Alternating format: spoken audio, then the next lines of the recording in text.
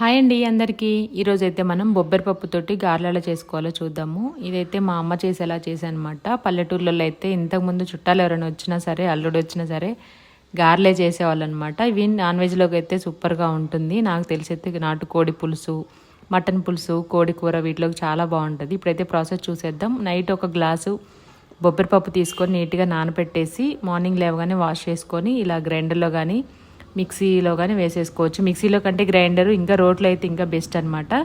ఇలా బాగా మెత్తగా మెదుపుకున్న తర్వాత ఒక గిన్నెలోకి తీసేసుకోవాలి పిండినంతా కూడాను. దీంట్లోకి అయితే కట్ చేసిన పచ్చిమిరపకాయలు, ఉల్లిపాయలు, జీలకర్ర, కరివేపాకు వేసేసి బాగా మిక్స్ చేసుకోవాలన్నమాట. పచ్చికారం మనకి ఎంత కావాలంటే అంత వేసుకోవచ్చు మన టేస్ట్ని బట్టి. అలాగే సాల్ట్ యాడ్ చేసుకొని పిండిలో బాగా మిక్స్ చేసుకొని పక్కన ఒక గిన్నెలో వాటర్ తడి చేసుకుంటూ గారెలు అయితే వేసుకోవాలి. అరిటాకు మీద కానీ, టీ జల్లెడి మీద కానీ, ఇలా ఏదైనా కవర్ పైన కానీ వేసుకొని మధ్యలో ఇలా హోల్స్ పెట్టుకుంటే మనకి ఈవెన్గా ఫ్రై అవుతాయి.